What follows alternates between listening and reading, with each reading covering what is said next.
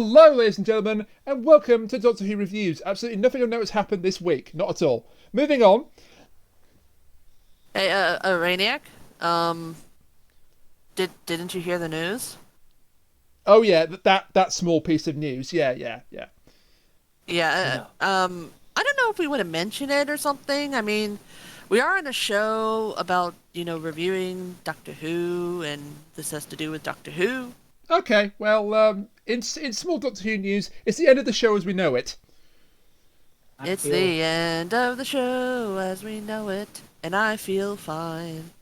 Yeah. I feel mildly melancholy. So yeah, the big news broke. I think it was on Thursday, wasn't it? That Series 13 will be the last for both Chris Chibnall and Jodie Whittaker. On the one hand, yay! On the other hand, oh. I mean, we wanted Chibnall out. We did not want Jodie out quite, but apparently they made a pact together. They made a deal, 3 series, and that's it. If you believe that. If you believe that. I don't know. Maybe she's getting Colin Baker, but if she is, she's not. The timing is a little saying weird. Yeah. Because there was that big Comic-Con panel. They didn't announce it then. They waited 4 days after that, and then they announced it online. Weird. Yeah, doesn't it's add like up. it's also one of those things where if they made a pact, then more than likely they made it before they started like filming and everything. But when did they announce it then? I don't know. Who knows? It's just very weird. I mean, there's more clarification about what we're getting. We're getting 6 episodes this year, which is our one big serial sort of thing that we mentioned. Yeah. But in the Our trial of a Time Lord. No, it's key to Our time. Trial of a Time It's Lord. key to time. you just wait and see. You just wait and see. It's even 6 episodes. It's key to time. We'll see. I never thought Either I would say way. this, but wasn't Key to Time good? We enjoyed the Armageddon factor, I think. The Armageddon factor is one of the weaker parts, I'd say. Oh, come on. But we had fun. It had John Woodward saying fire. We had we had fun with it, but there are better serials in that season. It had Tom Baker saying, Key, I command you stay exactly where you are. It was fun. It had Tom Baker saying, "Yeah, K9, you never know the fucking answer when it's a book." Yeah. Wait, no, he didn't say that. He did, just not on camera. No, but what we're getting apparently is we're getting 6 episodes of the serial in 2021, and then 2022 is going to be a year of specials, kind of like how when David Tennant left, because this goddamn show can't stop bringing back the man of David Tennant. I'm fine. I love how you got so mad about that, you might, Pete. I know. You want to know something a little ironic about this? What's that? Who did we say that Jodie was being like, Yeah. or stuff was happening to her like? Yeah. Yeah, I know, right? And how many episodes are there going to be? 3? 6 and 3. There's going to be 6 episodes this season. Yeah, 6 this season and 3 specials. Oh, 6! Three Oh. specials, yeah. Yep. There you go. I thought you were going for David Tennant, but yeah, 2022 is going to be 2 specials, and then, which I guess they always plan, but now they're doing a final special. And this is why I think it wasn't originally it wasn't planned that they were leaving, because they say we've now commissioned a 3rd special. Well, if you knew they were leaving, why commission a 3rd special? Yeah. Gotcha. Well, we'll leave that to the conspiracy theorists. Objection. Objections. We've all been playing way too much Phoenix, right? Speak for Wait, yourself. hang on. I've been playing far too much Fall Guys. Thank you. There you go. Thank you. Yeah. I've been playing far too much Fall Guys as well. Yeah, that's so. Autumn 2022 is going to be the end of the 13th Doctor and the Chibnall era. We now have an end date. And the light crazy at the thing end. is, the new Doctor will will get their first story in the 60th anniversary of the show. I want to say at the top, and I don't know if y'all agree with me or not, but please, for the love of God, anything but a white guy for the 14th Doctor, because Yes, please. Anything but a white guy.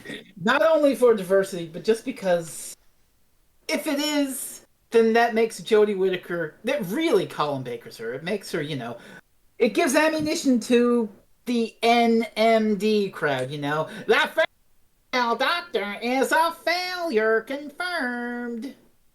That sort of Yeah. shit.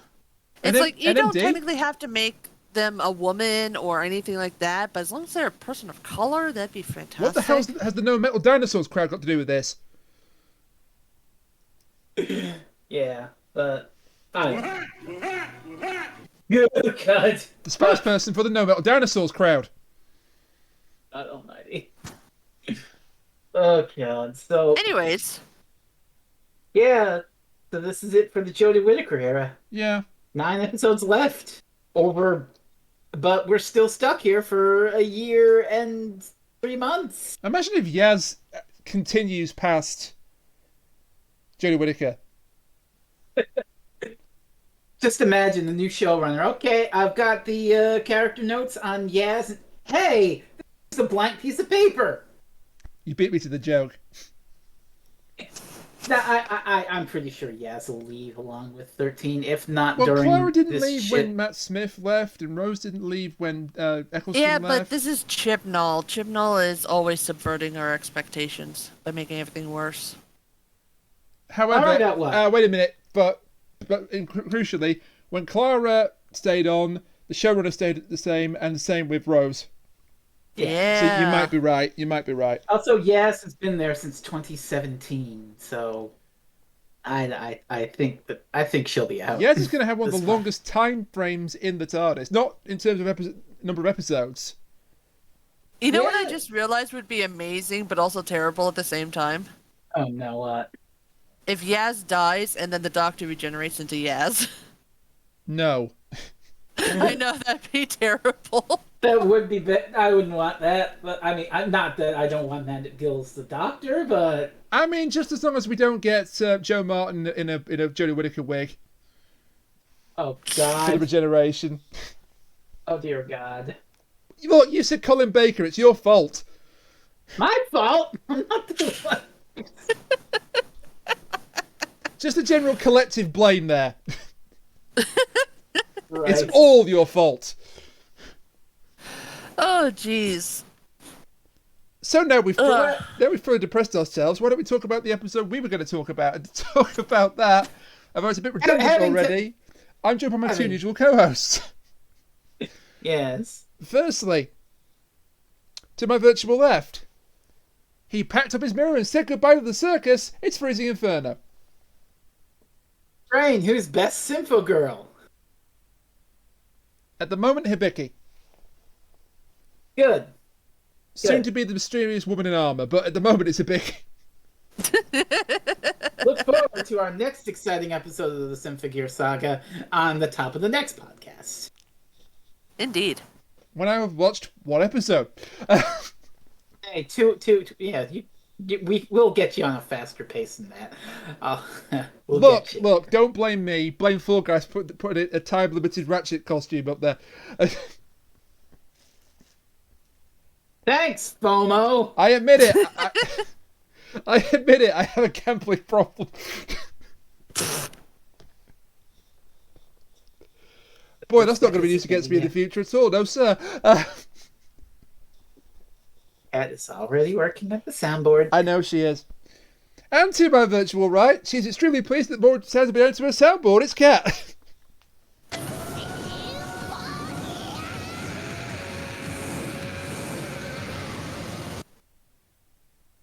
Yes. I know You exactly are what that is, and I treasure. hate the fact I know exactly what that is. Oh, God, I want to hug you.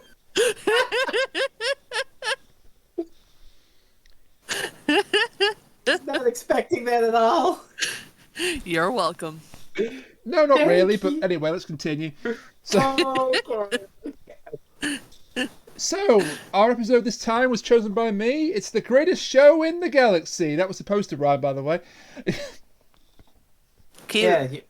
yeah. Nice rap. So this is a Sylvester McCoy No, it story, wasn't. Don't which patronize me. Oh, which means it's good. It is good. Yes. I love all the McCoy era. I love everyone. I know you do. And this is a very good one. This is written by Stephen Wyatt, who wrote like one of the few McCoy stories we have yet to cover, Paradise Towers. Looking forward to that one day. But at least this one, people agree, is good. Paradise Towers is sort of a Paradise Towers is great. I don't know what situation. you're talking about. Well, there are people who don't like it. Oh, you mean morons? Yes. Yeah. Comic clip. So, this is a very Speaking interesting... of, question, where does this land on the Doctor Who poll that we keep referencing? Oh, God, no. Why don't we take a look and find out with some live checking? Do we have to? I would imagine it's going to be top 100. Let's see. Oh, well, I was slightly off. 108. Oh, come on. What? This is easily top 100. What's above it? You're not going to like this. The Shakespeare Code. What? What? Yeah. Okay, officially, this poll is bull. This poll is bull. I love how this is what tells you, not the fact that Inferno was 6th. Inferno is not 6th. Is 6th. But what's Inferno then? 4th? Inferno was like 30 something. 18. Okay. Yeah, no, Which is it's that which shall not be named, which is number 6 apparently. Yeah, which is still ridiculously high. Actually, oh shit. Yeah. The fact that it's higher than Twin Dilemma is concerning. Yeah. Yeah. There were some interesting behind the scenes bits that we'll get to in individual scenes for this one, because it is not the most not the easiest of shoots for the production team. One could argue that it made the story come alive in a sort of way. Their production lows. Yeah. They did the best of what they had to work with, and it actually enhances it somewhat. Oh yeah, definitely. So let's get to that. So episode 1 of Greatest Show in the Galaxy. We're opening on a rap. Yeah, this is the Ringmaster. The Rapping Ringmaster. Who didn't star, but appeared in Aliens. Oh! Yes. Rico Ross. Hey. Who was he in Aliens? Oh, God. Did he live past the first? He was 40 minutes? Private Frost. Did Private Frost live beyond the first 40 minutes? Because a lot of those probably not. I'm pretty sure he's the guy who blew himself up in the main nest area. Oh yeah, and I think you'll be correct. It's been a long time since I've seen Aliens, but I think you're right. Like half the goddamn Space Marines get killed in that nest scene in Aliens. He gives a good performance here, and yeah, he starts with a rap. Yeah. He's always speaking in rhyme, this guy. Yeah, I have something for this. Okay. Not quite where I go with that. I would. All right. You do you, Kat. You have already. Good. While we're dealing with that stage setup, hey, the Doctor's learning to juggle. How fortuitous. And we get one of our few instances of continuity errors in Doctor Who here. Oh. Continuity errors? Yeah, because the episodes, the last few McCoy episodes were jumbled up in order. Oh, are you going to talk about the earring? The rucksack. The rucksack. Oh. Yeah, you know. We haven't even covered that story yet. I know we haven't, but it's still there. Yeah, okay, go ahead. Well, basically, in the story, the rucksack gets destroyed. You're talking about Silver Nemesis? Silver Nemesis, yeah, which came before this. Oh, yeah, and then this one, she's like trying to find it. But was filmed after this. Yeah. And that's the issue. Okay. Yeah, that is a little bit of a problem. Well, not Not really. a huge problem, but a problem. It's not a It doesn't really massive matter problem, when no. you're watching like nowadays when you can just, look at the episodes. Continuity errors in Doctor Who. Who would have thought it? So the Doctor is practicing his juggling for some reason. It will make sense later on in the story. Ace is looking for this rucksack, and suddenly a robot. Did you catch the fun part that when she's rummaging through clothes and she comes out and she's wearing Tom Baker's scarf? Yes. It's cute. It's cute. It's a cute little thing. And then, like you said, then there's a robot. And the robot it's is junk mail. Yeah. Ace refers to it as junk mail. This little guy, this little R2D2 looking guy. It does not look R2D2 in the slightest. I wouldn't say R2D2. I would say more Rob the robot. Yeah, it's certainly a rotating satellite dish. That is not R2D2. Wait. I know. A Chumbly. Yeah, better comparison. I've never seen a Chumbly, so I'm going to assume. Okay. We'll show you a Chumbly sometime. Yeah. It's silly, but yeah.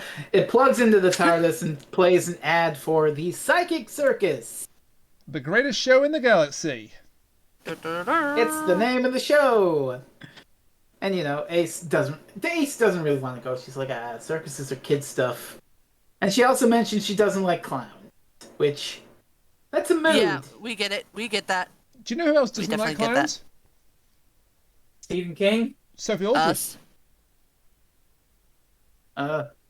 Yeah, mood. Yeah, she was frightened of clowns when she filmed this. Don't blame her. Did she make the mistake of reading a paperback copy of Stephen King's It? Because... Quite possibly. Did she also make the mistake of when she was around 8 or whatever, accidentally watching the It movie? Oh, God. And now you know why Cat Soundboard Waha Waha Waha sends me into a fit and sends a chill up my spine. Yeah. Every time I hear it. Don't be cruel. I know, I'm being nice. And also my mouse just died, so I have to plug it in. I dear. can't play it anyways. You're safe for now. Saved by technology. The Doctor's kind of a jerk to Ace here. Is he? He's taunting her for being scared. Well, it's McCoy, you know. True, and eventually she changes her mind and says, right, we'll go to the circus, I'm not scared. Well, to be fair, it's not just the 7th Doctor teasing her for being scared. It's also the droid that goes, "Are you scared?" Oh yeah, the droid's eyes start glowing red. Jeez. Meanwhile, on the planet Seganax, we've got a runaway. 2 runaways. Wait, no. Brain, if you got that, bomb. Brain, if you got that, you deserve a medal. Well, there's multiple ways you can take that reference, but yes, 2 performers, Flower Child and Bellboy. Interesting names, as we'll get to the thematics of the story later. Very interesting. Flower Child is your typical hippie. 60s looking hippie. Bellboy is dressed in, I suppose you've got a circus uniform. It looks like, yeah. And they're being pursued by some clowns in a hearse. And the clowns also have drone kites. Yeah, they're being trapped by these kites. You wanted Gonzo? Here's some Gonzo. This is quite Gonzo, yes. Oh, this is very Gonzo and fun. I like it. So they decide to split up. So go one of them... fly a kite. Oh no! They decide to split up so at least one of them can get away. Oh, maybe that's why Mary Poppins wanted them to go fly kites so she could track them. Meanwhile, we have a rather annoying side character here, the Stalls woman. Oh, this lady. Yeah. I do not like the Stalls woman very much. Neither do I. She's a little too cynical for me. She keeps complaining about weirdos coming around and hooligans. Yeah, and we steer clear for the circus. All these damn foreigners. She doesn't say foreigners, but that's the kind of the vibe you get. We should probably also mention the Bat out of Hell. I was trying to avoid him, but yes. Biker Batman. There is a Mad Max biker. Yeah. He does take a burger or something out of his top box and eat it. Eddie! And, From Rocky Horror. I thought that's what you were going for. So is that sandwich meatloaf? Oh! Hit the button, cat!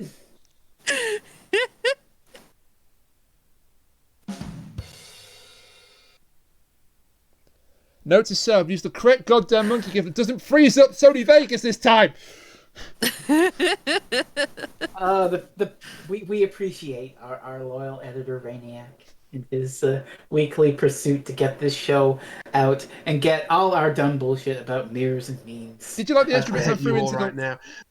Did you like the extra bits I threw into the last one? Right.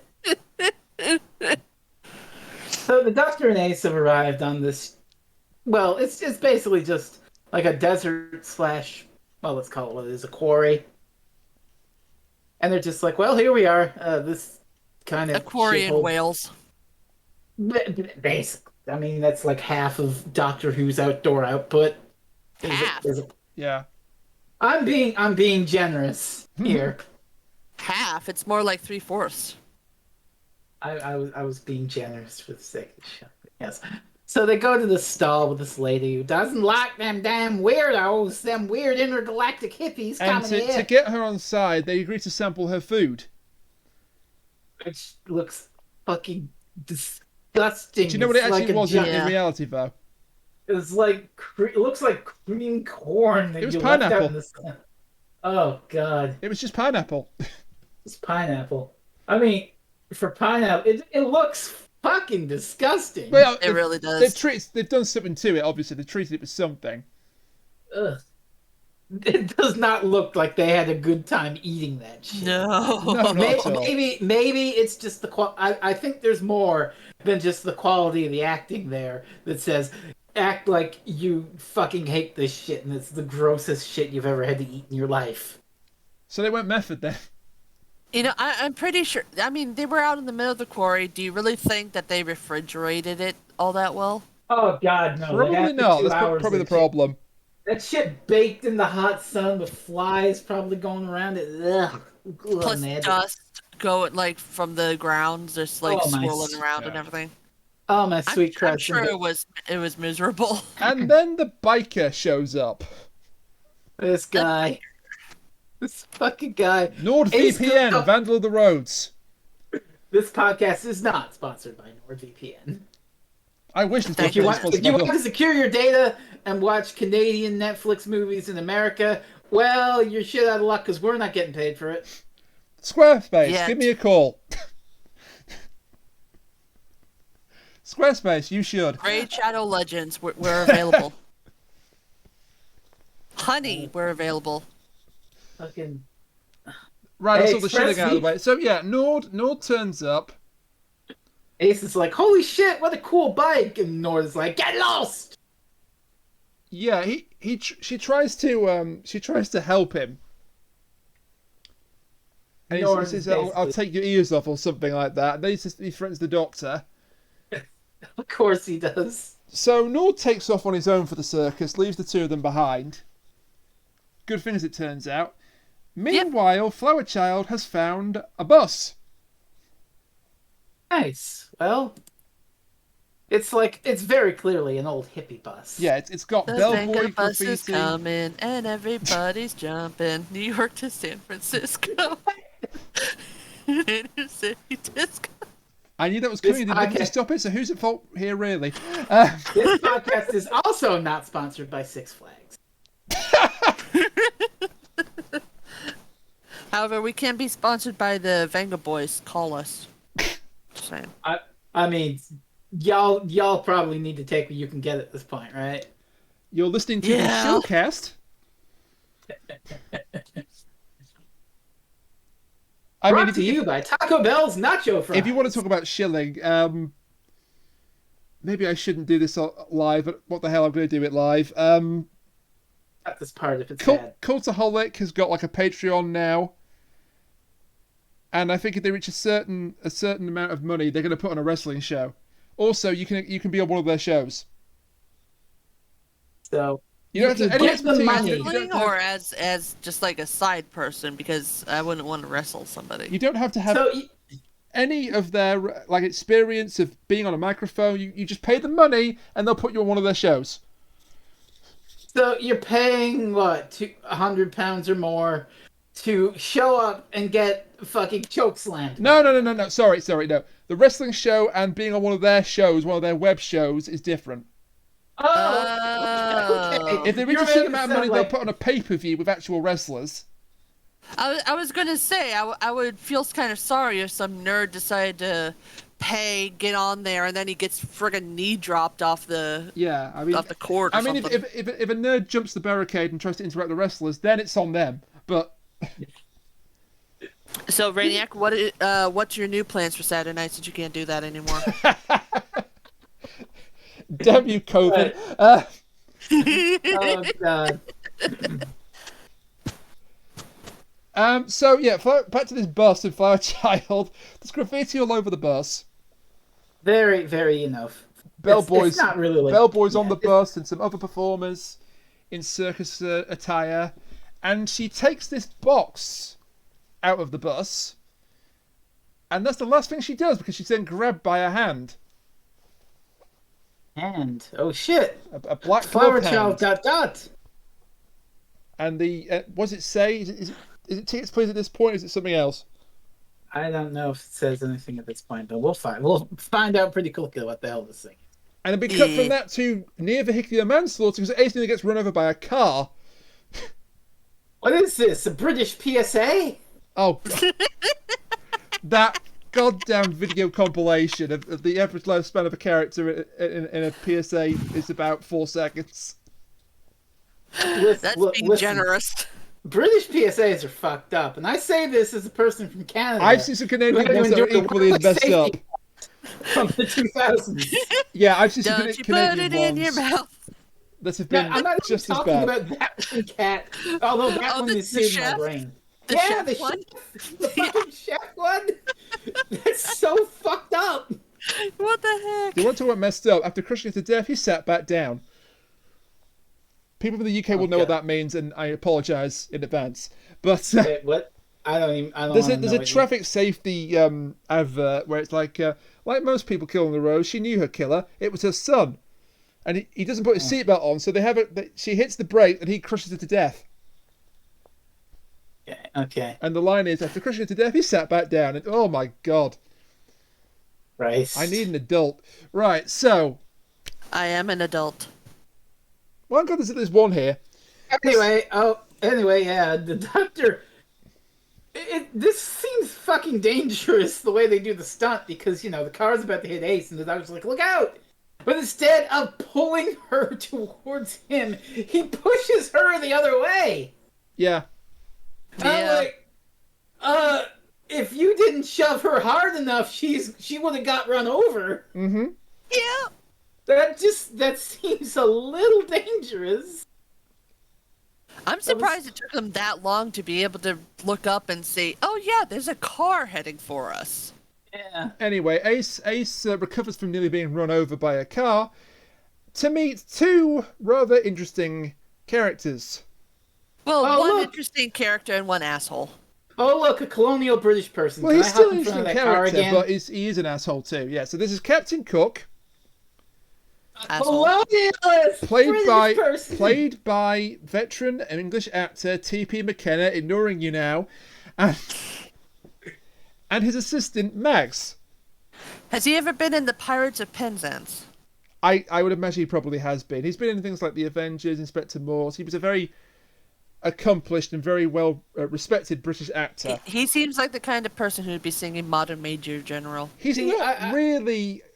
I mean, there is some connotations of colonialism with his character, but he's more like the sort of doddery old explorer type that rambles on far too much. Stop! Have you heard of the game Saberwolf?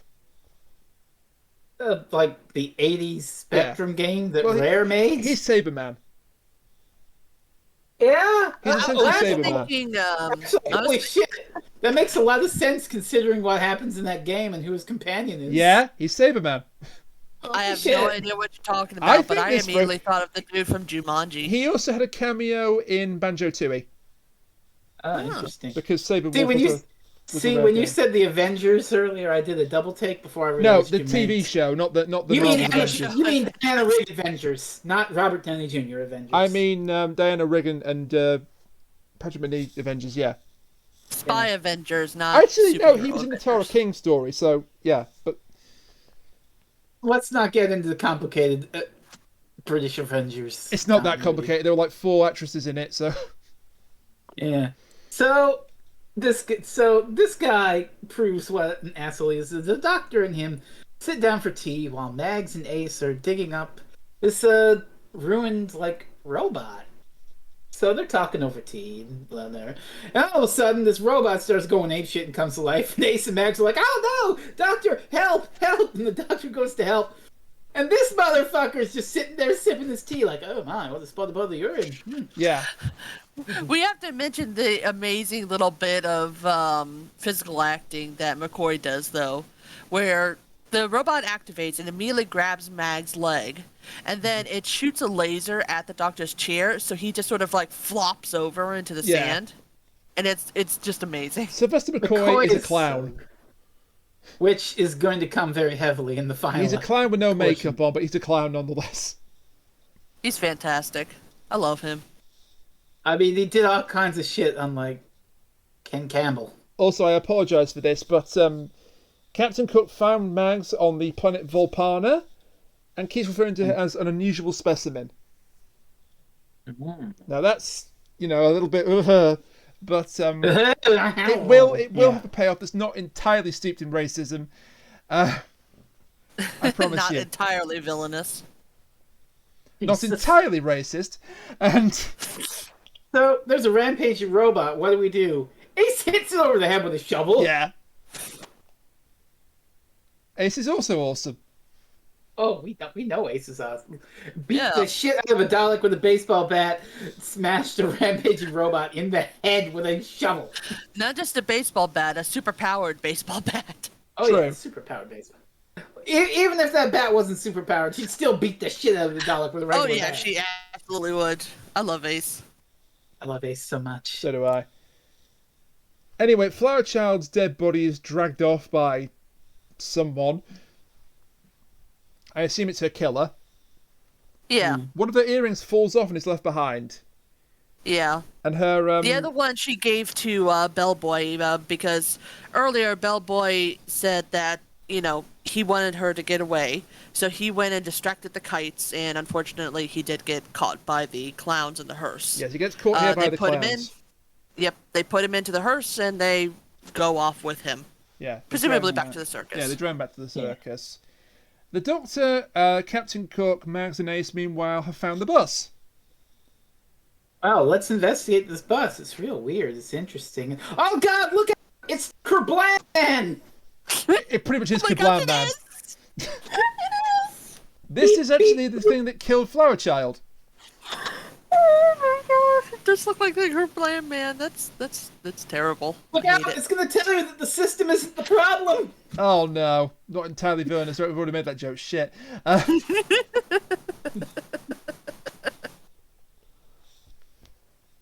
So yeah, this thing is a robotic bus conductor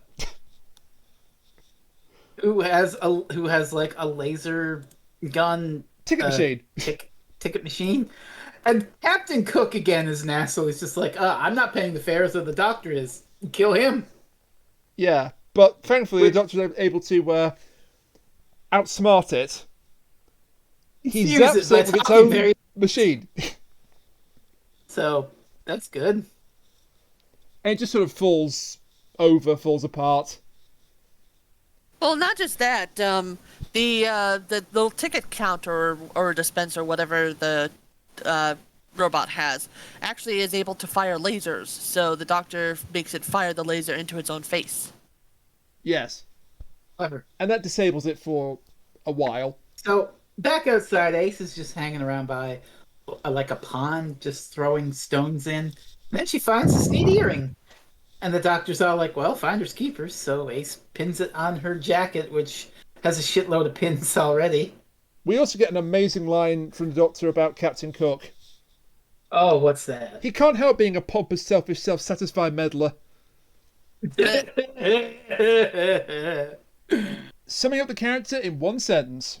Way to go, Doc. Speaking of characters, let's talk about this kid. Oh, good God. So, we see somewhere along the line here, on the same, pad that Biker Nord beamed in, is just this little dork on a bicycle. Special guest star Chris Chibnall. What? Jesus. So, and then once we cut it, he's just paddling along in the desert here, and he comes across that fruit stall, and the lady there's like, "Oh, what a nice, respectable young man you are. Oh, much better than those weirdos and whatnot. Oh, thank you. By the way, do you know the directions to the psychic circus?" And her face just drops.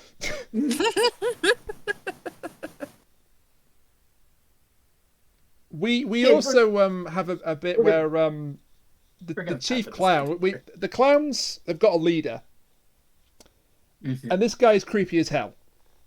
Yeah, he's Tim Curry before Tim Curry ever put on. Probably the creepiest character in the story, actually. Is the chief clown. I gave him the name the Monochrome Clown. Yeah, the Monochrome Clown. Monochrome Clown. Yeah, or the Monoclown. Whatever you want. Monoclowna? A body has been discovered. It's Flower Child. Sadly, I don't have that chime on here yet. Yeah. Well, actually, there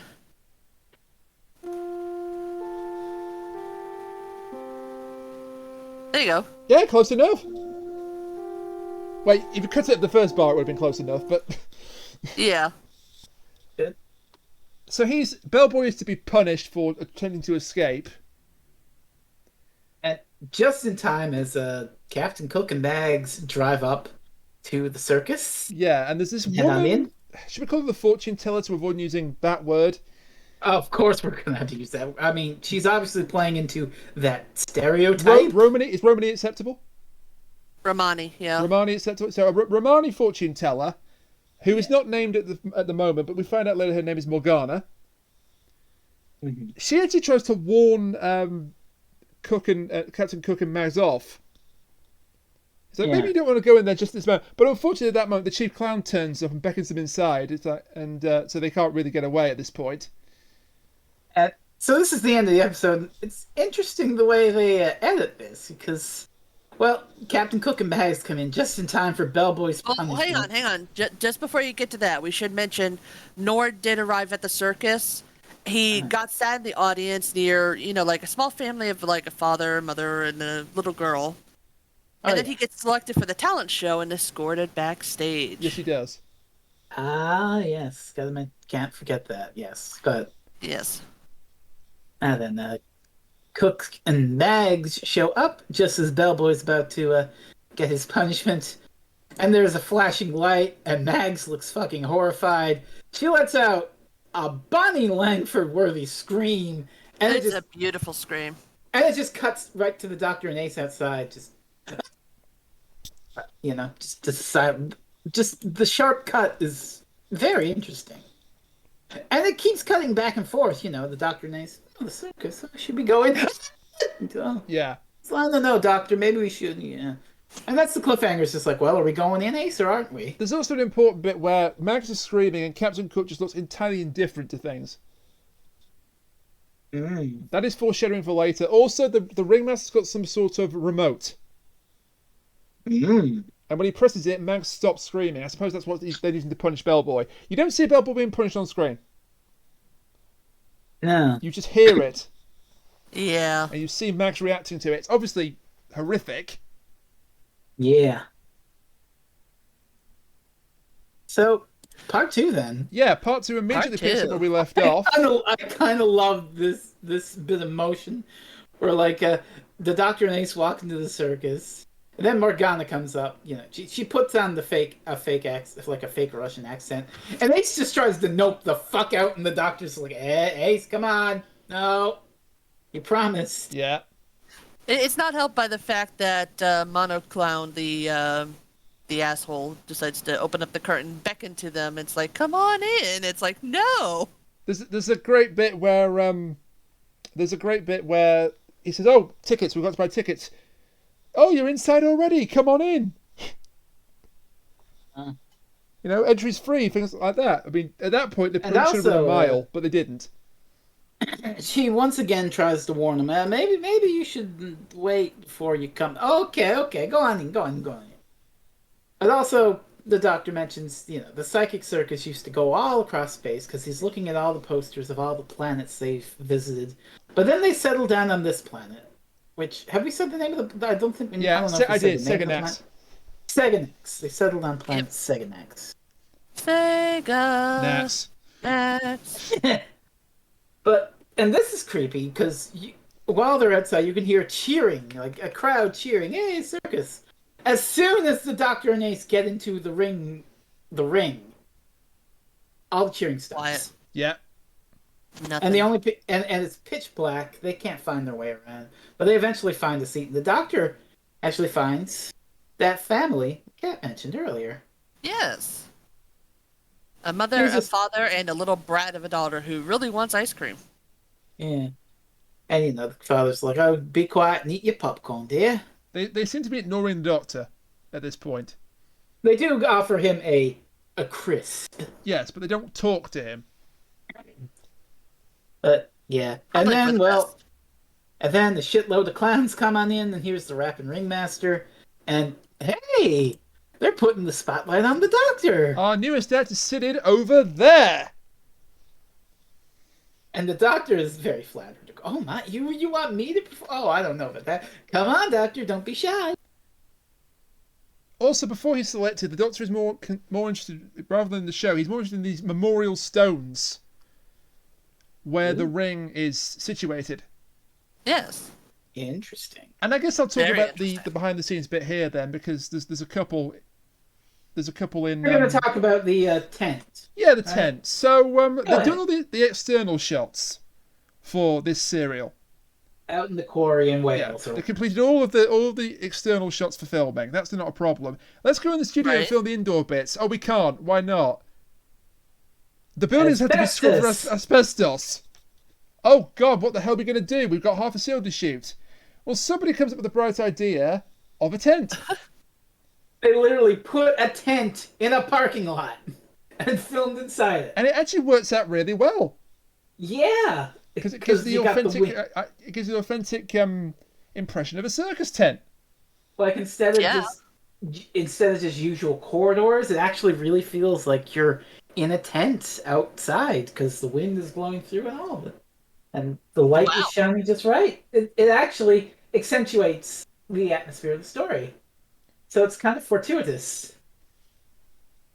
Well, that would explain why it never felt like a set to me. It felt like, an actual tent. Because it was. Yeah. It was an actual tent. One wonders how it would have felt if they actually were doing it just, put up some curtains in the studio. You probably wouldn't get that same feel. But, well, there we are. So the Doctor is having clowns juggle around him, and Ace sort of gets up, and then he's surrounded by clowns, and then the chief clown is coming up behind her, and he looks at that earring, and he's like, "Where'd you get the earring?" It's like, fuck. And Ace immediately is just like, nope. Another important thing about the clowns, apart from the chief clown, and that's the only name that he gets, Chief Clown, we find in the scene where the clowns all somersault into the ring, they're actually robotic. Yes. It's all robots. Apart from the chief, they're all robotic. Yeah.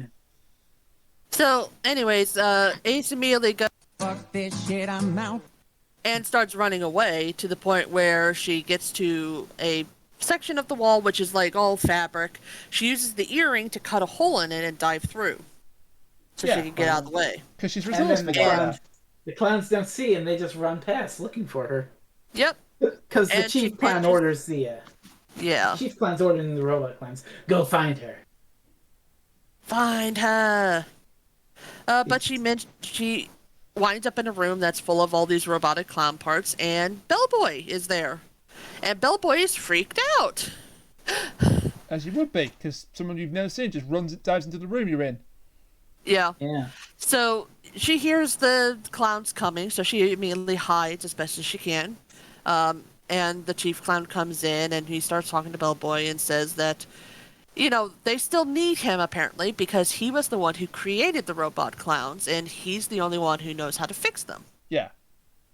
So he gets dragged off. He does indeed. Should we talk about what the Doctor's been up to? Oh God! Yeah. So you know how we call Captain Cook a jerk. Here's how he really starts to be a real jerk. Yeah. So the Doctor is led backstage, where there is Nord there is Mags, and there is Captain Cook. Captain Cook is blathering on about, back when I was on the planet jungle wastes of Golgothia, or whatever the fuck. He keeps saying all this shit. Robble. Yeah, he's got lots of inane stories to tell people.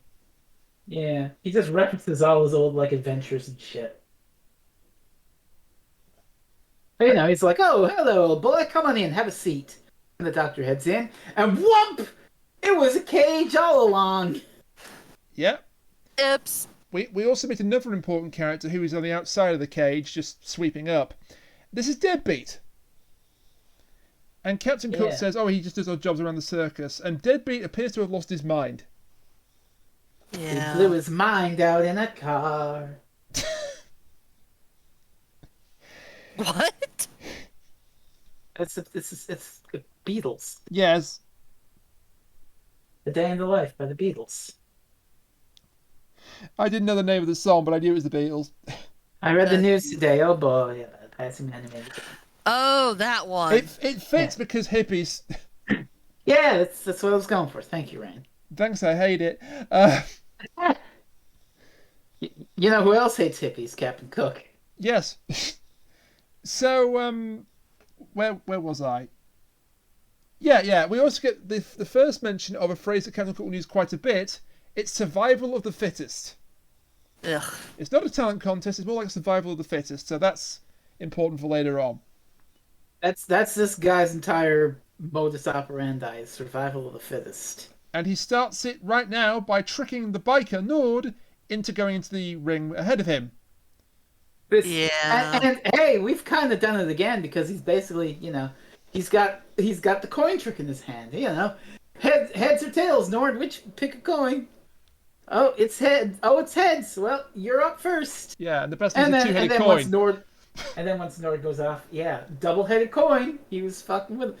So Captain Cook is basically just because, as we find out, he doesn't want to go on stage in the ring and perform. So his basic goal is, I am going to fuck over everyone else and get them to go first so I can survive as long as possible. Yeah, stall. Stall, betray, be a dick, shit talk hippies. So Nord is up next to perform for the audience, but before that can happen, the nerd shows up. Actually, well, no. The nerd shows up later. Oh, yeah, no, he turns up outside. You're right. Yeah, but we do get a bit between Morgana and the Ringmaster.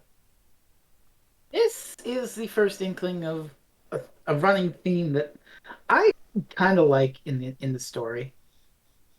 But we'll get to more of it later. But for now, they basically are lamenting about how things are different. And they mention, it's better now. Bellboy and Flower Child, they were living in the past. But not us. We're successful now. We've made it. Yeah, the Ringmaster wants to make the circus like a universal success all over the galaxy. Because it's the greatest show in the galaxy, of course. You know what? I'll just come out and say it right now. The theme of the story is it's lamenting the loss of 60s utopianism. Yeah. How the hippies became the yuppies. Absolutely. And they're doing it in the vein of a haunted fucking circus that kills you because this is Doctor Who and it's gonzo as fuck. One could also argue that the young boy who is apparently named Whiz Kid, could also represent the many fans of Doctor Who. That's exactly what it represents. That's exactly what he was written in for. Yeah. we're going to talk about him. WizKid, when we get to him, is basically a parody of an obsessive Doctor Who fan. But he is. Oh yeah. So Nord gets his moment to shine in the ring. Yep. And he grabs a barbell, he starts flexing with it, and the audience is very pleased. They give him 3 9s. Yay! So far, so good. And then the ringmaster says that he's now going to tell his best joke. And Nord is like, I'm going to do what now? Joke, but what, do I look like a comedian? Well, I was going to the Psychic Circus one day, see, and zeros across the board. Nord is the weakest link. Goodbye. Yeah. And this is Captain Cook's plan, stall as long as possible, keep him out of the ring, because as far as he's concerned, if you go in the ring, you die. So he's like, I'm going to stay out of the ring as long as possible by tricking other people into going on first. Yep. And during this time, once they see that, Nord has been unfortunately disintegrated, the Doctor and Mags are like, okay, we're going to get out of here. And they come up with a plan. And the plan is that they're going to start arguing. The robotic clowns are going to enter, and then they're immediately going to get beat up by the juggling clubs that the Doctor and Mags both have. Yeah, bonk them clowns. So join the club. The Doctor, hit the button, cat. Just with it. I mean, that's literally what McCoy says. Yeah, but the Doctor and Mags take the chance to escape, but Captain Cook is like, "Oh no, thanks, dear boy." Which I don't get that. I get it. I do. But it's only revealed at the end, in like part 4, why he's not escaping. Yeah, true. So I take that. I mean, at the time you might think, well, why doesn't he escape if he's so concerned about surviving? But so he can betray them later. Yeah. For reasons he wants to stick around here. Okay, and now some fun. Oh, Let's talk about WizKid. Let's talk about WizKid. So, yeah, he shows up. So, as the scene plays out, Ace makes her way back to the main entrance, but she's hiding behind kites. And the people are talking, the fortune teller and the ringmaster. I think the ringmaster, maybe the chief. Either way, Ace bumps the kites and reveals herself. And, she takes off again on the pursuit. And just after she runs away, before Morgana can do anything, here's the WizKid. Oh, hello, I'm so excited to be finally here at the Psychic Circus. Well, not quite. You got those backwards. The WizKid comes in after Nord dies. Yeah. Okay. And then when he's escorted backstage, that's when they find the cage is empty. Yeah. And then Ace comes in, and the scene with the ringmaster and what's her face, Morgana happens. Yeah. Yeah. So WizKid is annoying Morgana so much that eventually she's like, just go into the circus.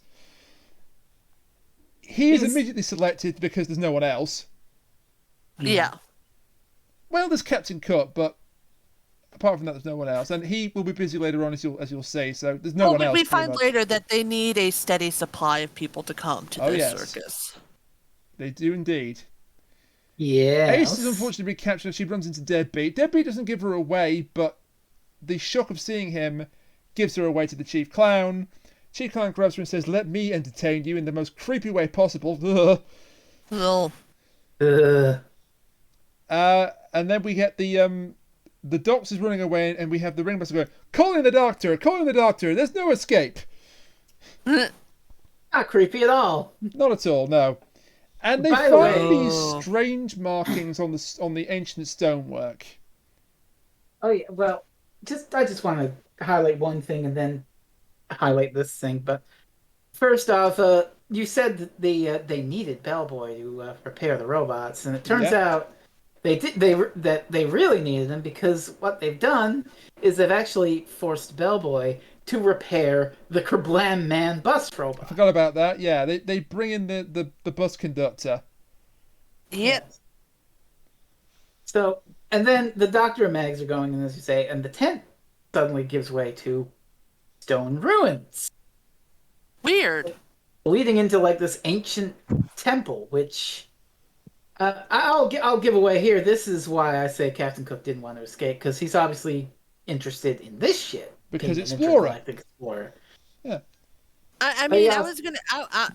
That's he's not really interested in it. I was gonna say that he was just doing it so he could betray them later on. Well, perhaps. So that he can guarantee they would go before him, because they would want to punish the Doctor and Mags for escaping. Yes, exactly.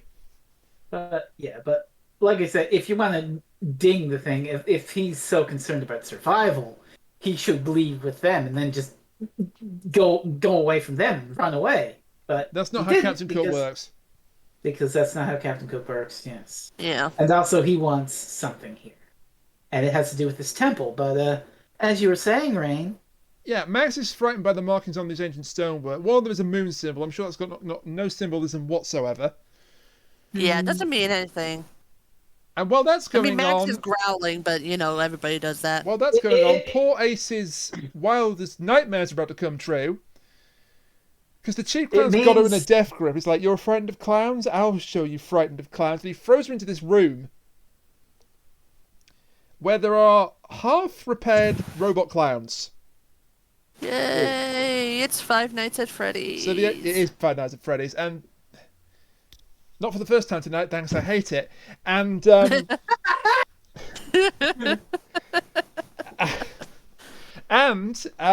clown's like, so you're a friend of clowns? Enough time in here, you'll tell me everything I need to know. He leaves and locks the door. Ace is obviously terrified of it. I think I would be too. I'm not frightened of clowns, but this would be creepy as hell. Yeah, especially with the half-broken ones. Yeah. And then we get our cliffhanger, where the Doctor and Mags find this glowing green eyeball in the depths of the earth. It's a glowing green pit, and then the Doctor throws one of his juggly clubs down there, and it shows an eye, and they're like, whoa, what the fuck's up with that? And then Captain Cook shows up. Kites as well. Yeah. And then Captain Cook shows up with a bunch of clowns, and he's basically like, oh, you two are going to perform! Yeah, it's just unfortunate that he didn't have Clara there, because then he could have seen that it was only 20 feet deep. Yes! Love it. You know, I was. That's even funny because they actually do that with a character in the part 4. Oh my god.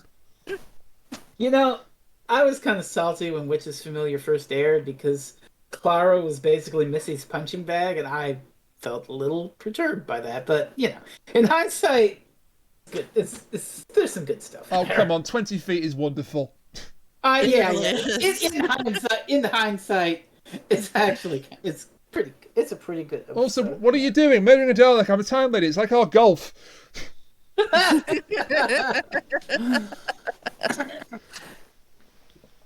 So yeah, part 3. Captain Cook and this clown army are taking the Doctor and Mags back, and I say it's survival of the fittest. I'm going to fuck all you over to live a little longer because that's just how I work. Hang on, back up. So yeah, Cook had the robot clowns. Yep. Why did Cook have the robot clowns and not the chief clown or the ring? Well, chief clown was busy with Ace. Why not the ringmaster at this point? I guess Cook convinced him. I guess he put a deal off screen. Yeah. Yeah. And I'll bring you then. You're an explorer, Cook. Don't you want to, probe the mysteries of this circus? No. It's literally as brusque as that. Like, I'm not interested in this Doctor. It's like, what? But you're an explorer. This is what you do. Apparently not. And then we get a badass Ace moment. Before that, just the Doctor gets away because they come out of the temple thing again, and Mags sees that moon and growls and gets mad, and this gives the Doctor just enough time to leg it the fuck out of there. Yeah, Mags and Cook are not so lucky. They're marched back to the circus by the robot clowns. Yep. Then we get a badass Ace scene. Yep. Go ahead. So, yeah, Ace is still one of the best companions of all time because not satisfied with beating up a Dalek with a superpower baseball bat. Not satisfied with telling racists to go and do one. Ace now conquers her fear, literally conquers her fear of clowns, and attacks the robots. It's even better than that because she accidentally rips the arm of one of the robots and then beats them with the arm. So good. And then the robots fall over, lifeless, and like, whoa, did Ace do that? No, Bellboy did that. Oh, yay, Bellboy! Yeah, Bellboy's still alive. And in the room with Ace. Mm-hmm. And he's a very tragic character, as we'll find out a bit later on. Yeah. I did feel sorry for him, actually. Before we get to Bellboy, I just want to point out that the Doctor gets back to the main entrance of the circus, and he notices, oh, the eye was on the kites, and the eye is also showing up in Morgana's crystal ball. So, and it's also showing up on a medallion that Deadbeat has. Yeah. Again, Deadbeat doesn't give him up. I don't know if Deadbeat's got the mental capacity to give him up at this point. We'll find out what the deal with Deadbeat is pretty soon, but back to Bellboy and his tragedy, because he mentions awful. He mentions he made all the robots, and here's a little Chekhov's gun for later. Ace finds this remote control for the robots, and she's like, "Oh, this is neat." And Bellboy's like, "Oh, you can have it. It controls the life size. It controls that little robot over there, and the life size version I made. And that little robot kind of looks familiar." Yeah. Yeah, just a bit. And he also realizes when he sees the brooch that Ace is wearing, he realizes what happened to Flower Child. Yeah. He knows she's dead. And he laments, and like I said, this is the theme of the story, hippies to yuppies. Because the psychic circus, it used to make people happy, and if any of them had a problem, they could talk it out together, all free love utopian-ish like. But now everything's gone to shit and corrupt. Poor Flower Child made her beautiful kites, and then they got corrupted, and then they killed her. As he says, they took everything bright and good about what they had and buried it away forever. Yeah. They being the ones who run the circus now, presumably the ringmaster, Morgana, and Chief Clown. Yeah. We do get a bit of an explanation on the Chief Clown's role in the past a bit later on.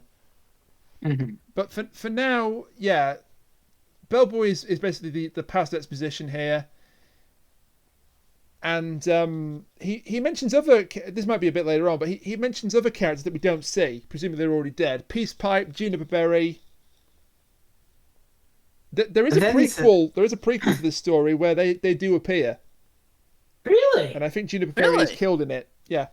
Oh. Interesting. Very. I don't know about Peace Pipe, but check that out later. Juniper Berry certainly does. And I don't know if it's a novel or it's a Big Finish audio. I think it's a prose novel. We'll have to check out TARDIS Wiki later. See what, we will, yes. What they have to say. Give me 5 seconds. I already have it up. I thought you might. Let's see. So so while we're here, we're kind of jumping around a little bit because the episode cuts back and forth, but it helps that we focus on one track at a time here. Yeah, we have to do that. So let's now focus on what happens to Max and Captain Cook. Well, first off, there's a fun bit where the chief clown is there talking to Captain Cook, and he's like, "Oh, we found a very good act to put on next. Oh boy, who is it? You!" Yeah, and he tries. Fun fact that I just found out. Apparently, Captain Cook was meant for Ian McKellen. Yeah. Cool. I mean, T.B. McKellen does a good job as the character. Oh, and another fun fact. You might recognize that hippie bus. Yeah, that was from the Bannerman. It was the tour bus. It's amazing. The Bannerman bus. Holy shit! Yeah. We're using props because we're on a budget here. It's the 80s. Yeah. Do a lot of coke and filter. It might be an audio called The Psychic Circus. That's it. Okay. So it's an audio, yeah. What was that? Oh. Also, I happened to accidentally see the twist of that story, and I'm not a fan. Yeah, I didn't say it was good. I won't say what it is, but you know. I didn't say it was good. I'm going to look that up later, and I will probably do. yell about it with you. But so Max and Captain Cook are in the cage. Sorry, my notes. I'm surprised, Rain, you didn't want to talk about a little behind the scenes. I'm getting there. Here. I'm getting there with the Chief Clown. Yeah. Oh, okay. Because that happened. that happens here with the whole. That happens here when he's talking to Captain Cook in the cage. Yeah. Yeah. So poor Ian Harrington had a rather bad accident. Yeah. He sticks his head out, doesn't he, into the cage to talk to Captain Cook. Well, one of the takes, the gate fell down on top of his head. Oh no! And he lost 2 teeth. Yeah. Oh my god! Yeah. Oh my gosh! And that's awful. According to Ian Harrington, he heard somebody saying, "I told him that was going to happen." My god! One of the production crew, but he was such a pro, he continued. Holy moly! It was another take. That wasn't the take where he landed on him, but he didn't go to hospital. Jesus! He got the teeth reset. Oh my god! And he carried on like a pro. So props to him for that. Dang. Because they were already behind schedule, so he's like, "Well, I'll do this, and then I'll get medical attention." So they've got the deleted thing on the DVD special features. That looks like it fucking hurt. Oh god, is it in there? I mean, it knocked out 2 teeth. I imagine it did. Yeah, it's there. Yeah, I've seen it. Why the hell is that on the deleted scenes? Well, it might not be in the deleted scenes. It might be in the making of where they explain where it happens. But still, don't show that. No, well, they did. Poor man got injured. And it looked like it hurt. It looked like it hurt like hell. I mean, they kept in that bit where the stormtrooper clonked his head into the bottom of the door. That didn't hurt him very much. No, but still, they keep certain things in. This guy lost 2 teeth. You just said he had them put back in. He knocked out 2 teeth. Yeah. But he probably had a whopper of a concussion too. But anyway, Captain Cook tries to throw Max under the bus. He says, "Well, shouldn't she go first? Because she did participate in the Doctor's escape." Down anyone but me, I'll give you very good reasons. The chief plan's not having it, but fortunately for Captain Cook, WizKid is here. Oh wow! It's Captain Cook, the famous intergalactic explorer. I'm a big fan. And he gives the same spiel that annoyed Morgana to the point of saying, "You know what, kid? Just go in there and die." Yeah, and the same thing death happens of the here. author, it's now death of the audience. Oh, very good. Oh, I like that. Very good. Yeah. Oh, I like that. Well, before we talk about the tragic demise of the WizKid, tragic. When Bellboy's reminiscing about his hippie circus pals, Flower Child, Peace Pipe, Juniper Berry, Deadbeat. Wait a minute, he wasn't called Deadbeat then. He was called, what was his name? Kingpin. Yeah, you've jumped ahead a bit here. Yeah, you jumped ahead. Because there's a bit where the Doctor is running away and Morgana sees him running away in the crystal ball. And the Chief Plan's like, "The Doctor has escaped. I'm very concerned. That man is very dangerous." And then when he sees him in the crystal ball, his alarm just gets bigger and bigger. It's like, we must find him now. Then Bellboy tells Ace that Flower Child actually made the kites that tracked her and Bellboy. So, oops. There's that whole 60s turning into yuppies thing, what was once bright and good being turned against you, made into evil. Let's go fly a kite up to the highest. Let's go fly a kite. Now we're really in the shite.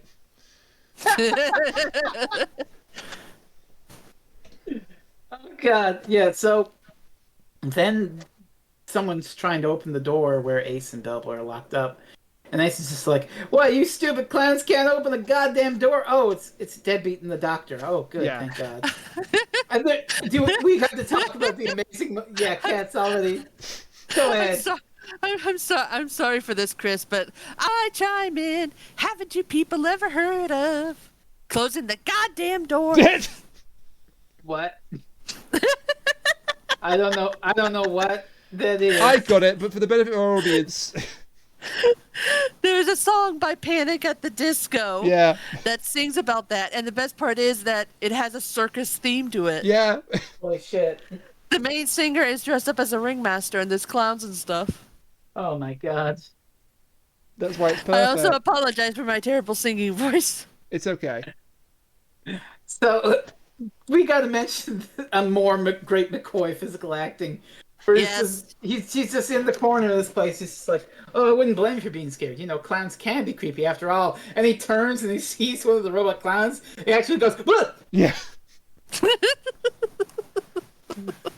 He's just like startled by it. Oh, I love it. I love it so much. And this is where we find that Bellboy remembers Deadbeat used to be called Kingpin. Yeah. Now you're up to date. Yes, and he's not just named Kingpin, he was also the former leader of the circus. He was. It's just unfortunate that he still has lost his mind. Yeah. So, we find out, when Deadbeat was Kingpin, he's the one who got the circus to come to Seganax. There was something here that he knew about, but the place turned out to be evil, and now, as the Doctor puts it, a friendly hippie circus is now a death trap. Yeah. Speaking of people caught in the death trap, the Whiz Kid. Yeah, so Captain Cook again tricks a poor soul into going ahead of him in the circus, and it ends very, very badly for them. Yeah. So a couple things here. First of all, we have to highlight the fucking line from Whiz Kid that just cements the obsessive Doctor Who fan parody thing, where he's talking about the psychic circus. And he's just like, to see the early days of the show, but I know it's not as good as it used to be. Like I said, special guest star Chris Chibnall. Yeah, pretty much. Thank goodness he dies. Actually, he kind of looks like Chris Chibnall, doesn't he?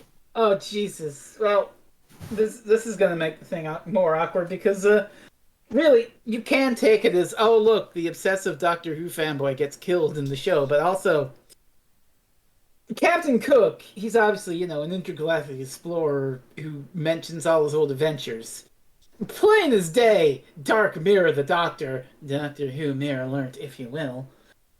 But if we take him as a Dark Mirror the Doctor, and we take the Whiz Kid as a mirror of an obsessive Doctor Who fan, then the show he loves is sending him out to die for his love of it. Yep. Yeah. Which, again, ties into the whole... And hey, here we are in the 80s.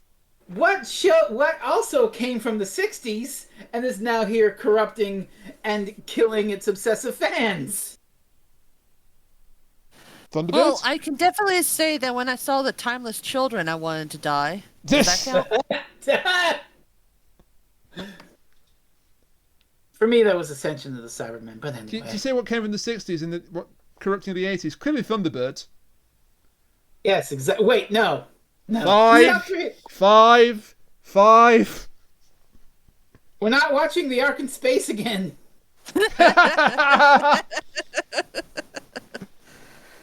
But no. Doctor Who, started in the 60s. Yeah, I know. Utopian era, and now here we are in the 80s, and the show's on death's fucking door. Yeah. And its obsessive fan base and the obsessive fan nature can be argued to have killed it. And so here we are, and the obsessive fan is tragically betrayed by the thing he loves. And Max does try to stop this from happening. But is not successful. No, because Cook's too strong, and also he has a hold over her somehow. And Cook is like, oh well, I'm sure he'll do fine. Well, you never can tell. Yeah. Oh, well. So the only thing left behind, because what happens with WizKid is he doesn't even get to perform.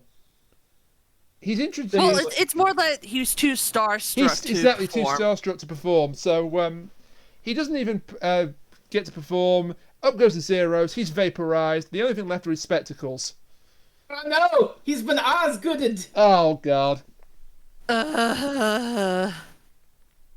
Don't remind me. Yeah. So back with Bellboy. Bellboy's made a decision here now. Oh wait, can I talk about one thing before the Doctor and Ace head out? Because this is great. Because Ace basically says, well, you're basically just an aging hippie, Professor. And the Doctor basically just goes, I suppose I am. he like does a and he does a peace sign. Yeah. It's so good. But like I said, climb about makeup. Bellboy's decision. Yeah. I wish to die. And so, as the chief clown sort of berates him, where did they go? Where did they go? Tell me. Bella's like, I'm not going to help you anymore. And he commits suicide by robot clown.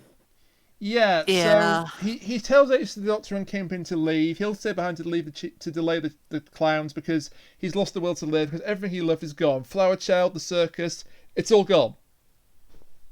The utopic dream has died. And thankfully we don't see his death on camera, but it's still horrific. Yeah. And can we just give more props to Ian Harrington as the chief clown here? Yeah. Because initially he's like, no, what are you doing? And then he realizes it's going to happen. And he just gives a sadistic smile. Like he can't help himself. Yeah. Like he's become so used to the violence that even when the violence doesn't benefit him, he can't help but smile. He's sold out. One can almost say it's almost like a Pavlov thing, where the whole idea is that they're trying to entertain this family. So he has to keep smiling no matter what happens, or else they might not be entertained and he might be next. It could be a conditioned response, yes. Could be. Or it could just be he's insane now. Because, all his friends are dead. And then big incoming message with the big glowing eyeball. So Morgana talks to the eyeball and she says, the acts will keep coming in a steady stream and no one will ever go near the bus again. And I'm loyal to you, I promise. She's got her fingers crossed behind her back. She says this clearly. Then Kingpin looks into the glowing eyeball. Down in the depths. Ooh. And we see his medallion and Ace is like, hang on a minute. That's missing a piece. And quite a leap in logic here. It's on the bus. That's not what she says. Not quite. Not quite. All right. The line. Oh, sorry. No, the piece. Yes, go on. The line is, the mirror here is an eye. Shall I hit the button? Can't hit the button. You picked it, Rain. Doctor Who Mirror Alert. Doctor Who Mirror Alert.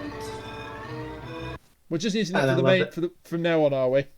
Oh yeah. Yep. It's great. Yeah, no, I can't deny that. So a lot of work went into that. Well, you say a lot of work. I say it took about 10 seconds of recording my voice and then 2 seconds of putting Super Metro music over it. But, that's a lot of work. That's a lot of work. I slave very hard for my art, you know. Yeah. Here on Doctor Who. So she says that line that Jerry just quoted, and then she realizes again. This is a bit of a leap in logic. That hang on a minute, the missing piece of the mirror is on the bus. Which, I guess that's what the chief clown was afraid of first when he saw Flower Child's earring. That's what Flower Child was trying to get from the box. It was the piece of the mirror. And she knows too much. She'll have to die. Ooh. Yeah. And then we get some interesting bits between Captain Cook and Mags. Oh boy. Because Mags is getting fed up with what Captain Cook is doing. Yeah. You're selfish, you're getting people killed. I'm no longer helping you. Are you sure about that, my dear? Don't forget when I saved you from a bullet. A silver bullet. I kind of wish they didn't reveal this here. Yeah, it's. I guess it's kind of obvious in hindsight, the moon thing. It's a good line, but I kind of wish that they didn't do that. So then Captain Cook's like, I still don't know what we're going to do without the Doctor. The Doctor just waltzes in. He's returned willingly to the circus. Yeah. So this is the plan. While Ace is going off to the bus to get the other half of this medallion, the Doctor will distract the circus by performing. Along with Captain and Mags. Yeah, he has another part of the plan. So far, everyone's gone in alone and died alone. If the three of us go in together and perform, we stand a better chance, which makes sense. Yeah. Good idea. One small problem. Captain Cook is a backstabbing fuck. Yeah, and here is the cliffhanger for part 3, and it is wild. So they all head into the ring together, but Captain Cook pulls the ringmaster aside and asks for some mood lighting. Specifically, an old devil moon effect. which is just a crescent moon, I guess. Yeah. Yeah. And it should be pointed out that Max actually forced Captain Cook to agree to this plan. He was reluctant to say, well, I'm not sure. Won't you, Captain? So he's got to go along with it. Yeah. But he was actually tricking them both. Yeah. And the crescent moonlight shines on Max, and Max freaks out, and then...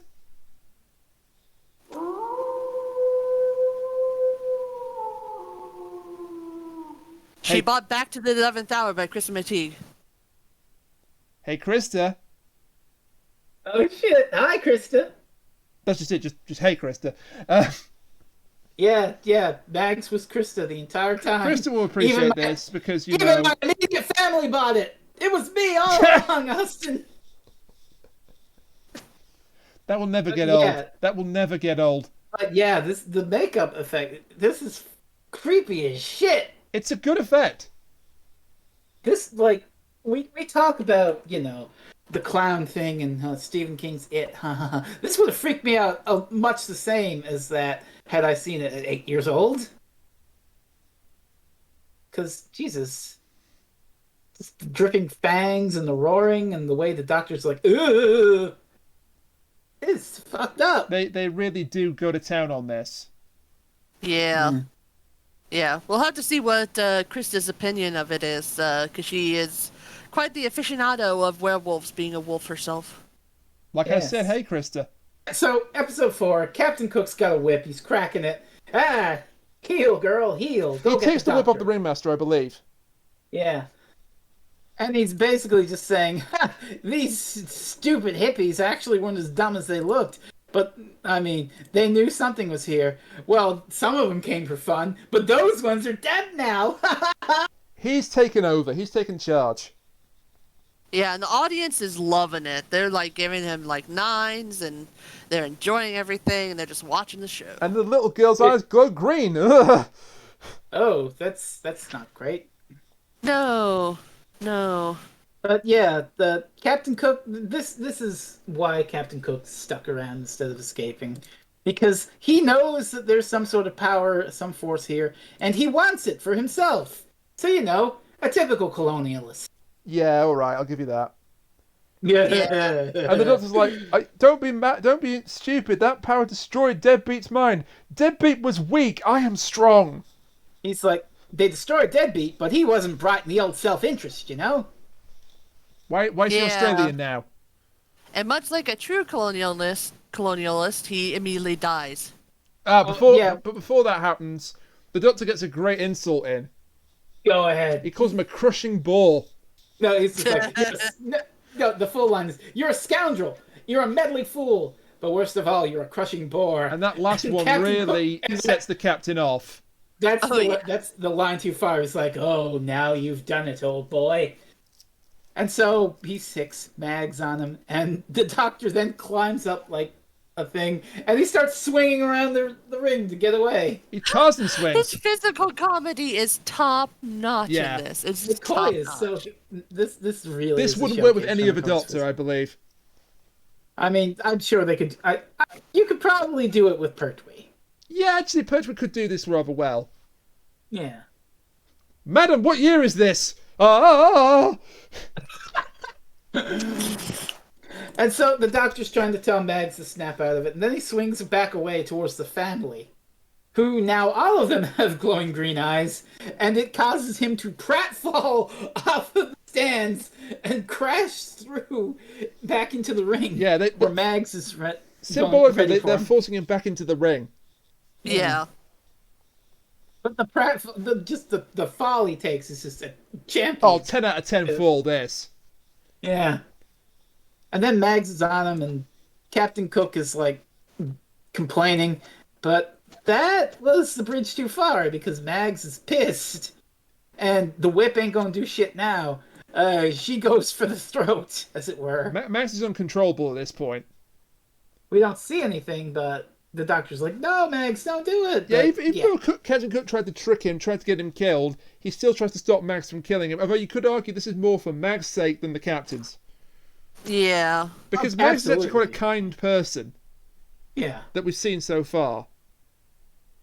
So, while this is happening, Ace and the clowns have installed the bus driver robot back on the bus, but Ace and Kingpin don't know that, so they head on the bus, and Ace gets the case Flower Child was after, and she's just sitting in front of the bus trying to get it open, and Kingpin's looking behind her and just sort of laughs, and then the bus driver is trying to get Ace, but he also kicks the case open, and there's the little eyeball piece on the medallion. I think the box is dropped in the struggle, yeah. Yeah, the box is dropped, the robot kicks it open. He's also got Ace by the skull. Yow, ow. Painful. But, yeah, Kingpin puts the thing on, he comes back to himself, and now he remembers how to disable the robot. You take the cap off, and you hit the big red button on the robot's head. And Ace does that, she grabs the remote control just in time, and the bus driver explodes! Woo! This is a very satisfying explosion as well. Yeah. It's a good boom. It's a nice precursor to an even more satisfying explosion. Didn't go entirely to plan later on in this episode. Oh, yeah, well, it still worked, I think. It worked too well, We'll talk about that when we get there. We will. Mags is back to herself. Captain Cook is fucking dead and being carried off by clowns in the stretcher. Oh no, how terrible, how sad, never mind. Oh, rip in peace. What a true intergalactic explorer. How distraught I am at this character's untimely demise. But, yeah. So, anyways, Mags and the Doctor immediately move to escape, and I think it's the clown and the ringmaster try to stop him? No, they just run away. No. They try to block him, but Mags growls in a werewolf growl. And the Doctor looks at the clown and he just goes, woof. It's the chief clown then. Yeah. It's another great McCoy moment. But the family are pissed by this. We want more. Now they're talking in like deep, inhuman voices. Yeah. We want more. Their eyes are still glowing green. And the ringmaster and Morgana try to plead and like, oh, we'll get more acts. We swear. But the chief clown, he's ready to fuck them over. And he gets the other clowns to throw them into baskets, and then they get disintegrated for not entertaining them. Well, not disintegrated. Technically, it was a disappearing act. Yeah, it's disappearing acts. Yeah. But the only thing that's left is the whip and the shiny red hat. They're dead, so... Yeah, they're gone. They don't come back. Yeah, they dead and they're gone. So that's why I'm calling it a disintegration act, because... They don't even scream, though, which is weird. It was that sudden, I guess. Yeah. And now we get another announcement, but it's the deep voices calling the Doctor. Yeah, so the Doctor has a plan. He's going to go to the ring because he can't really, prevent this from happening. They're after him. The Doctor has the best plan ever. I love this plan. Oh, God, his plan is amazing. But he's going to send Mags out to fetch Ace and Kingpin. Oh, really? What? Really? What? No. That's only part one of this plan. While Mags is doing it. No, it's what he said. Mags is going to fetch them. Oh, fuck! That wasn't a pun! Yes, it was. No. Fetch is a perfectly non-pun word. Hit the button, cat. Do I have to? No. Yes. Okay, Max is sent to retreat. God damn it, that's also about dogs. Oh, son of a bitch! Max is sent to find Ace and That'll Kingpin. do, I guess. No, it's still technically about dogs, but we'll go with it. Go point at her, girl. Wait, shit. I hate you all right now. The clowns. I hate you all right now. What he said, the clowns. No. Oh, this went off the rails in a hurry. The clowns get in their hearse. Not in their funeral director garb this time. They just get in the hearse to chase Mags. Mags runs down the road. The stores lady does something inadvertently useful here. She blocks the road. She blocks the road. Mags just sort of dives over the top of her fruit stall. But the clowns are in a vehicle, so they're blocked. She dies between the cart and the horse. At this point, I'm surprised the clown didn't just kill her. Well, that wouldn't have gotten the horse out of the way, now would it? No, I guess not. Yeah. So the Doctor's plan then is, oh boy. While he's waiting for Ace and Kingpin to get back with the medallion that he needs, he waltzes into the tent. He's just like, okay, open up the entrance for me. I'm ready to come in. And he waltzes in to a video effect. Psychedelia on tap. Hey, you wanted the 60s utopianism. There you go. Open your mind, man. Quick, open your third eye.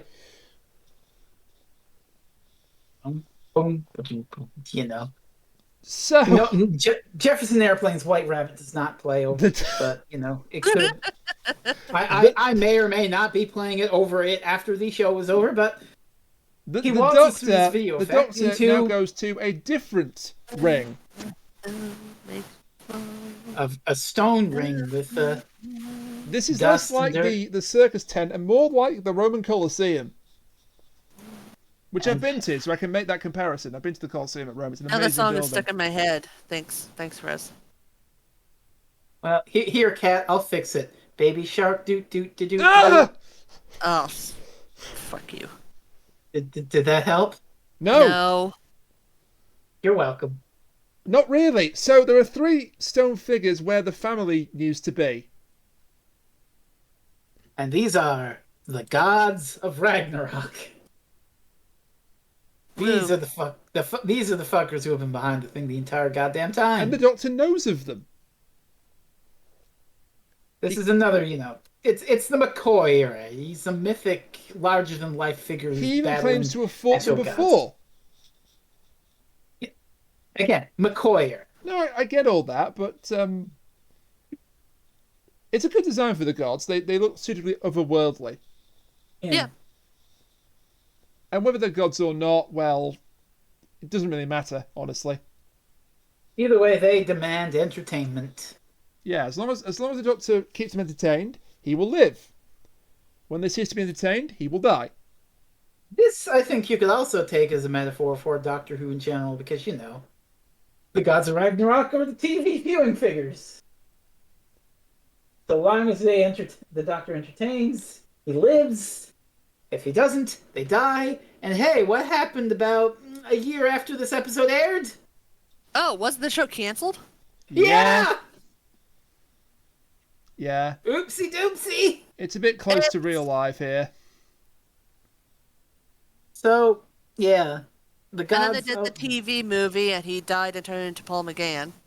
So, which is a whole other can of worms, but yeah. So before we get to the big climax, on this show. Because the climax is amazing. Yeah. Let's briefly touch on what Ace and Kingpin are up to when Max catches up with them. Is that a pun? Yeah. No. Good. No. So Max has caught up to them. The clowns are in pursuit. We get a bit more explanation on the chief clown.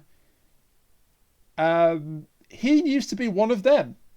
He was actually around at the beginning of the Psychic Circus. Oh, yeah. But he lost his taste for it when they came to second acts, and rather than, rebel like some of the others did, he went fully for it. He sold out. He became a yuppie. He sold out. So, but Ace has in their vibes, man. Yeah. Ace has an idea, though, on how to deal with the clowns. And so she leads Kingpin and Mags down the hill, and, oh, hey, it's that robot. The one that was buried in the sand. It's Dumbo. And Ace has the remote control. Hey, look at that. Mr. Chekhov's gun is just being taken right off the mantle. And hey, didn't Bella Boy say something earlier about how there were laser eyes on this robot? Yeah. He sure did. And it deactivates all the robots and just for good measure kills the chief clown. Well, we should mention before he dies, he's just like, the chief clown, to further hammer the point home, he's mocking, he's like, oh, Kingpin, you didn't really believe in all that flowery talk of peace and love, did you? So he's fully sold out and like, that all that talk, of utopia and free love is a bunch of horse shit. And then he dies for it. And he gets a laser in the face. Good. So while this is happening, we have Doctor Who's amazing magic show. Yes. Oh God, yes. So we'll cover all of the Doctor's stalling for time here, because that's his grand plan. He's stalling for time. He's looking at his watch every 5 seconds as he does all these tricks. Sleight of hand. And an egg. Well, let's be fair. First, it starts with an amazing physical bit of trickery here. Oh, that lean. Yeah, he does the Michael Jackson thing. Oh, yes, he does that's full amazing revolution. too. Which I actually have something for this too. A meme for everything! I should have known somehow. I swear! I should have known, but I didn't. A meme for everything, I swear to God.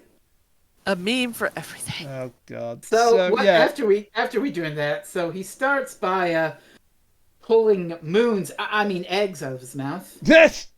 And he gets a great line when the gods are not amused by this. He goes, "You're not interested in beginnings, you're only interested in endings."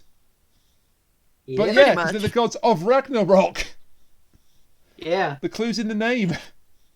You know what the fun part is? Apparently they're each named, one of them is Rag, the other one's Na, and one's Rock. Really? I believe that is true in the novelization, yes. Wild. Yeah. No, it's really funny because I was looking them up to see if there's anything else about them that we could mention, and apparently this is the only TV episodes or serials that they were ever in. Yeah. Yeah. Everything else is audio, prose, or comics. That makes sense. There's plenty of one and done monsters in Doctor Who. Yeah. And given how this ends, you can't really bring them back, can you? No, not really.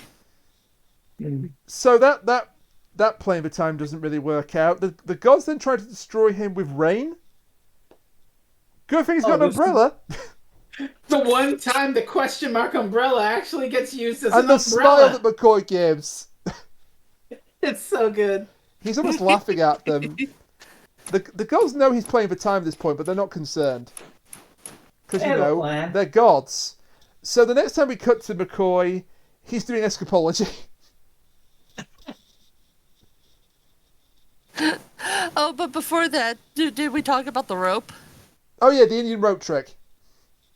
I love this scene so much because he's like got this classical music going on behind him, and he's like sashaying around and lifting his leg and just having a grand old time with this trick. He is just living doing all these magic tricks. He is. I love it so much. So good. It wouldn't surprise me if he was an amateur conjurer.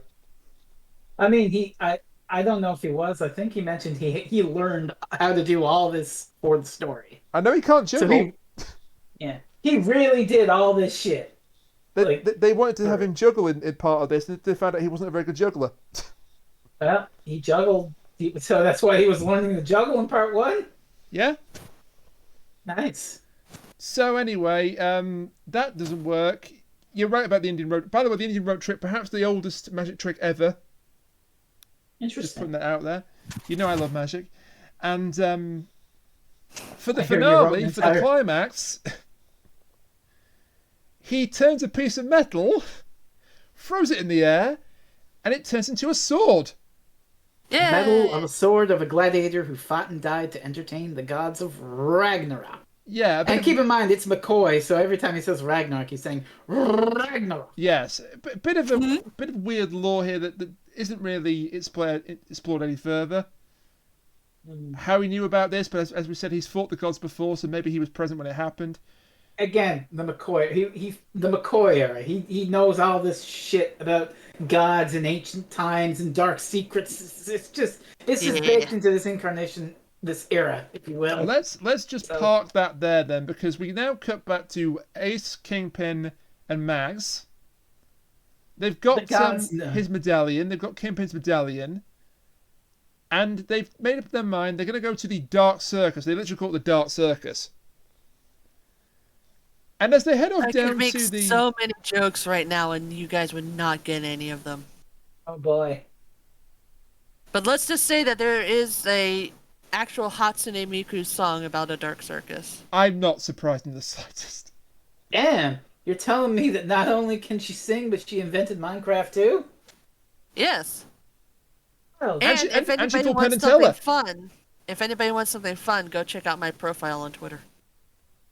And she fought Penn and Teller. And she won the World Heavyweight Championship at WrestleMania 20. It's an amazing, talented girl.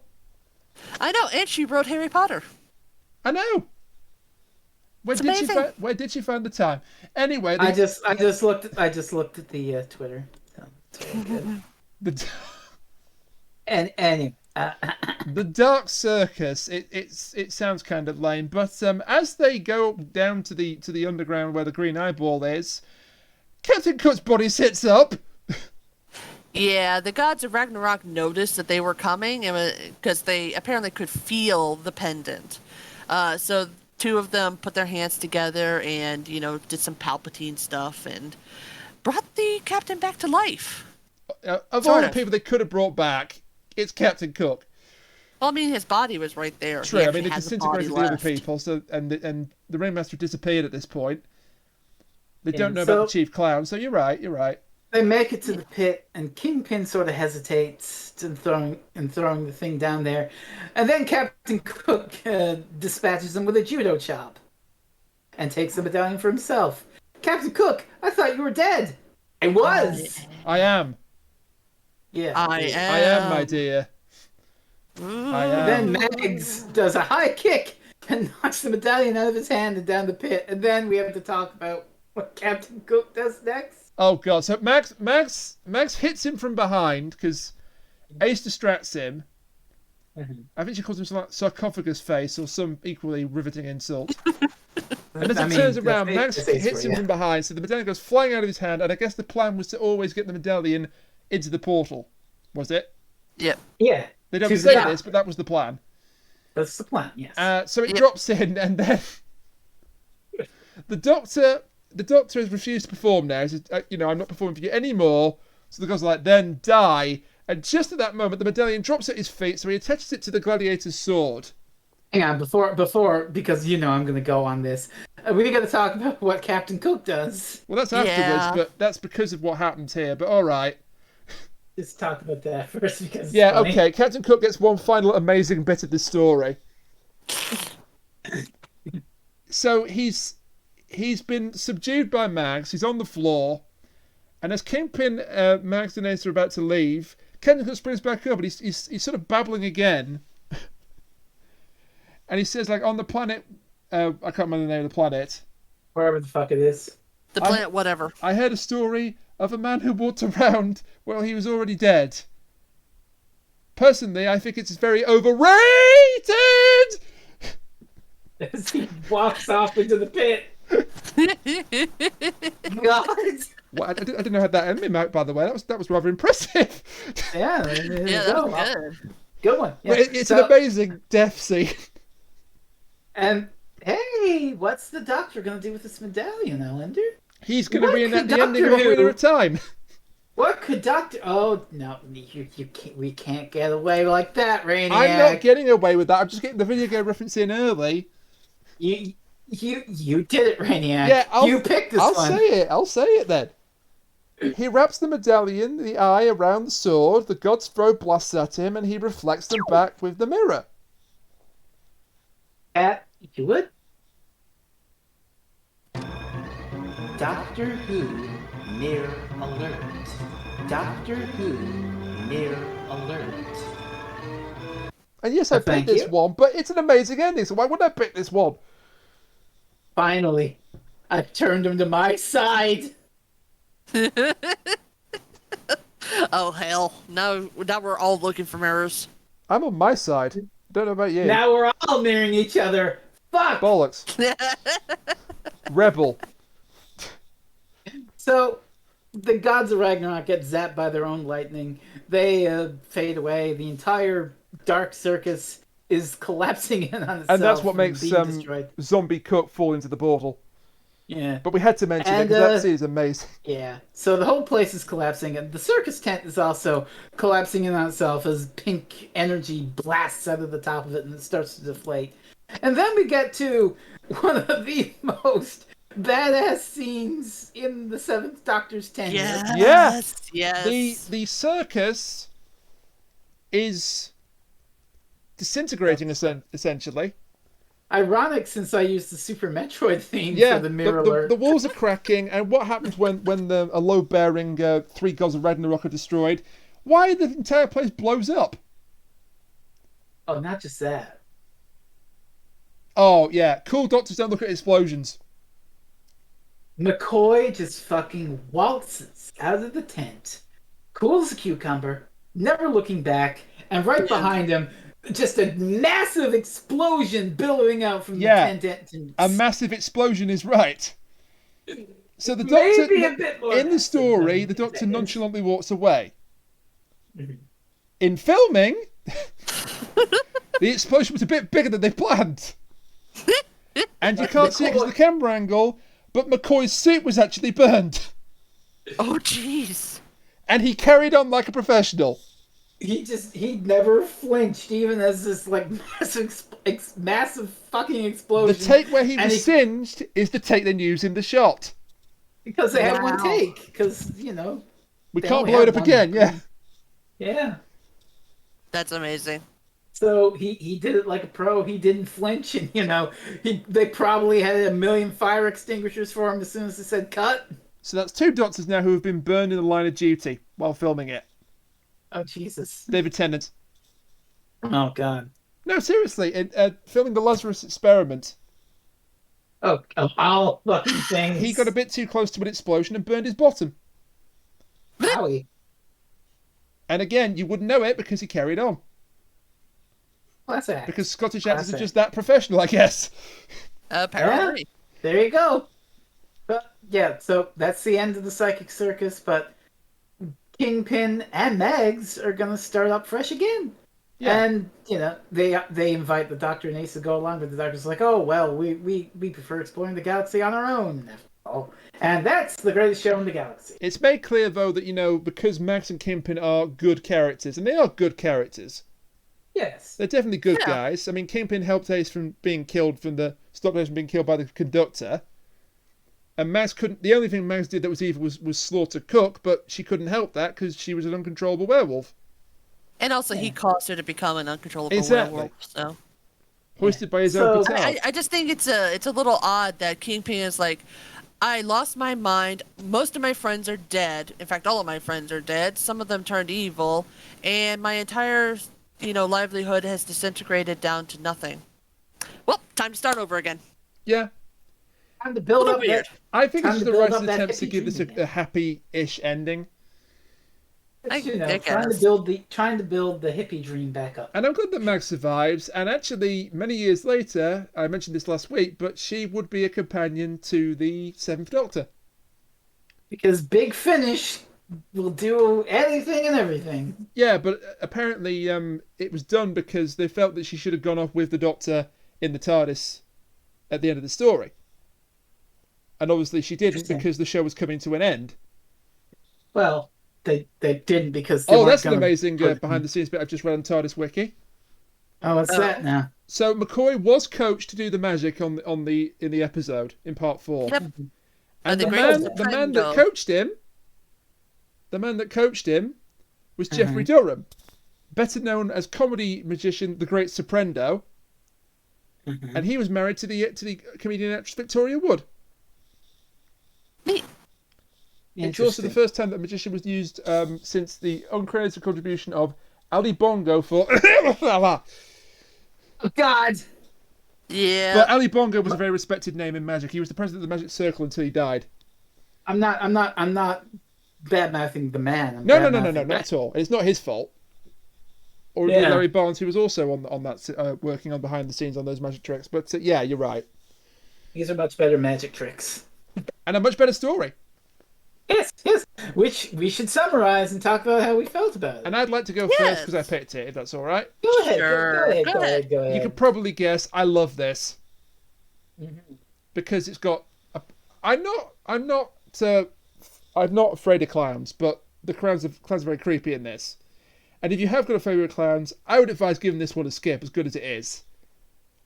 Because don't freak yourself out in the sake of Doctor Who. It's not worth it. But if you can take the clowns, I do strongly recommend this one. McCoy is a delight. All the physical comedy that he does, the magic tricks, the way that he talks back to Captain Cook, the way he talks back to the Chief Clown, to the Gods of Ragnarok. He just doesn't care in this, and I love him for it. Ace is also extremely good. She has that amazing moment where she beats up a robot clown with its own arm. That's a sentence you didn't think I'd say. And the story is really good. Just a really, really, really fun time. I'm glad I picked it. I'm glad you picked it too, if I may, because, well, it's a McCoy story. I have made no secret that McCoy is one of my doctors, as it were, my favorite classic doctor, certainly. And yeah, I love every single McCoy story, and so this is one of them. This is very good. It's got the weird theming of the 60s utopianism dying out to people selling out, which is very in vogue, which is what actually happened with the hippie movement. It died out, and, the hippies became the yuppies and all that. Got some stuff to say about Doctor Who itself, just sort of pointed bards at its own dark history. And just, it's a solid story about entertainment gone bad, something you love being corrupted. And it's got a lot of great things to it. The tent stuff, very interesting and good. The whole magic trick stuff with McCoy and the physical comedy, excellent. Ace, excellent. It's a solid story. And, I mean, I'm not really scared of clowns. I'm just scared of one particular clown from one particular film. So, the Chief Clown didn't bother me as much as that, but still is a creepy character, so. This? Great! That's nasty. I couldn't resist. That's nasty. I couldn't resist. Thank you, Kat. But yeah, this is a great story, and if you can stomach that stuff, definitely worth your time. Kat, if you would. I was a big fan of this. It was very entertaining, especially the Doctor and all of his, pratfalls and magic tricks and everything to do with that. Ace, perfect. No criticisms there. She's fantastic. Well, actually, I do have one criticism. She's not around longer. Yes. Side characters were fun and interesting. They had, their own issues that they were dealing with that worked very well with the story. The story itself was entertaining. I wasn't a huge fan of the rapping. That felt a little out of place. It was a little "don't copy that floppy." If you remember that. Oh my God! I do remember that. It's just one of those things where it's like, okay, you done yet? Please be done. So that was one thing that I wasn't really a fan of, but everything else I really enjoyed. And this is definitely one of those ones I would love to watch again and again. I'm sorry, I just looked at the other chat and saw what Krista said in response to it. Yeah, I did too. I'm trying not to smile too much, but when you said don't copy that floppy, I just remember the time when I know several Let's Players, myself, Proton John and others, haven't used that phrase. I don't think I've ever used that phrase. I've got to send you the bit that Ashens did on video game piracy, because he did a thing on don't copy that floppy, and it's just amazing. You'll know this because you've played this game to completion, Frezno, but Gunstar Heroes has a boss that's a bit like a floppy disk. Which one? Yeah. Which one's that? The shapeshifter. Okay. And one of the forms is kind of like a floppy disk, and President Jones goes, "Don't copy this floppy," and I laughed out loud. What, melon bread? Is it Gunstar Heroes? Maybe it's another game, but I still laughed out loud. Right. I don't know. I know there's one of the Borderlands games has a mission called "Don't copy that floppy." It wouldn't surprise me because it's Borderlands. Yeah. Anyway, sense, but... speaking of laughing out loud, or maybe not, Kat, what you got for us next week? Are we fucked or are we fine? I don't know, because we're picking one that I have never seen before. Okay. And fun fact, someone else I know has never seen it before. Oh, no. It's not me. No, it's not you. And it's not Rainiac either. Oh! We're going here! It's time. Yes! Okay. So, as some people may know, I have my best friend in the entire world named Chris. No offense to you two. None taken. Chris is amazing. She doesn't know that much about Doctor Who. She knows what I've told her, including describing some of the episodes, but she's never actually seen Doctor Who before. So I think it's about time that she got to see something. I don't know how she's going to take it, but I think it's time for her to watch a little something called Stones of Blood. Ooh. I've also never seen this. You kept mentioning Key to Time at the top. We've done it again. Yeah, because this is a part of the Key to Time saga, which is going to require very little explanation to Chris beyond. All you really need to tell her is the Doctor and his friend are looking for a piece of the Triforce. Yeah, basically. She'll get that. Magical, mystical MacGuffin. Yeah. So yes, next time on Doctor Who Reviews, my friend is going to join us, and we're going to have a grand old time. Also, you keep mentioning that I don't tell you this, Kat, so I'm going to say it here. K9 is probably in the story. Yes! I'm just going to say something without trying to poop on the party here. Chris doesn't know she's going to do this, right? I mean, she will in a few minutes when I tell her.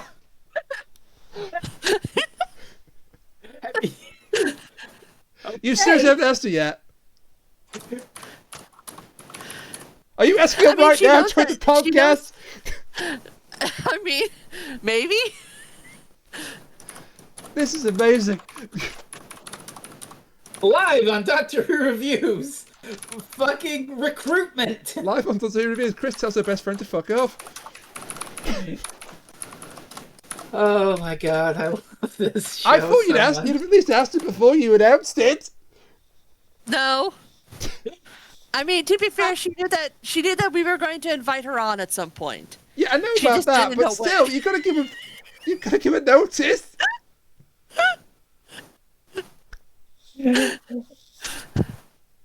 But she's not answering yet. I think she might be away doing something. Is she avoiding you? Because she may want to avoid you.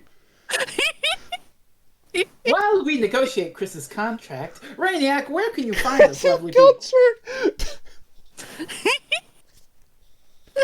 Chris will only appear in parts 2 and 3 because we're negotiating a contract. The role of Chris in parts 1 and 4 will be played by Michael Hoovian in a wig. That'll be a long wig. She's got long hair. And at this point, if Mike's hearing this, I hope you didn't spit your drink out over the carpet. The part of Chris in parts 1 and 4 will be played by a goose.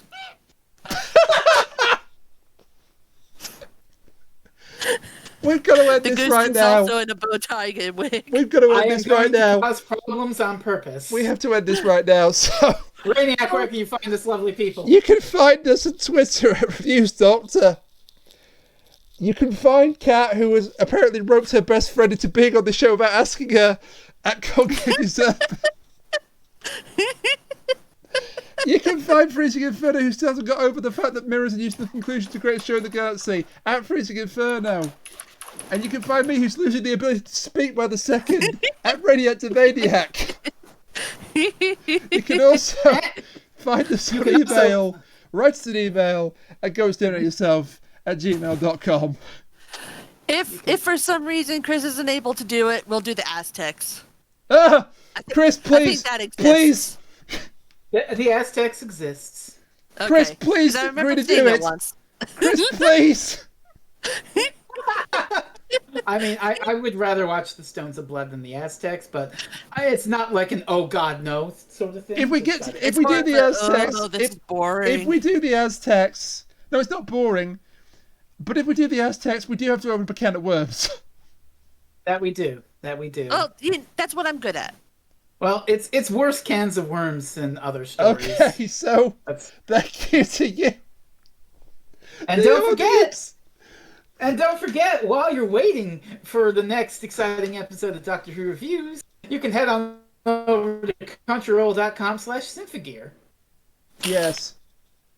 Or you could go over to twitch.tv/concave usurper, where I am streaming Phoenix Wright. I mean, please we do, still because have to finish the rest of Turnabout Samurai. If you want a hint at how funny Chris is, watch that. Yes, she was able to join me last Friday, so. That sounds nice. It was very entertaining. I have just 3 words. Cody voice acting. I don't know what that is. Watch the VOD and you will. Go watch it. I'll send you a link. Excellent. Well, I guess tune in next time to see us 3, with the possibility of Chris if we can get the contract. Yeah, so join us next time, either for a special guest joining us for the Stones of Blood, or the special guest telling us to go for the Multiply, and we'll do the Aztecs instead. Either way, it's going to be a really great time. And don't worry, I'll put out a tweet that confirms which one we're doing. Thank you. I mean, you could just talk to us. We're here. For the rest of them, us. We'll know. I'll just put out a tweet. Will I know, though? Will I? Will you? I don't know. Will my mind have ejected from enough sympathy at that point to know? Who knows at this point? Oh, Rain, come on. Kat's consumed 2 seasons of Symphogear and she's entirely fine. Yeah, I'm fine. So join us next time to find out which serial we're doing, and join us next time to find out if my brain's ejected because of Symphogear. Until then, bye for now. Bye. I don't even.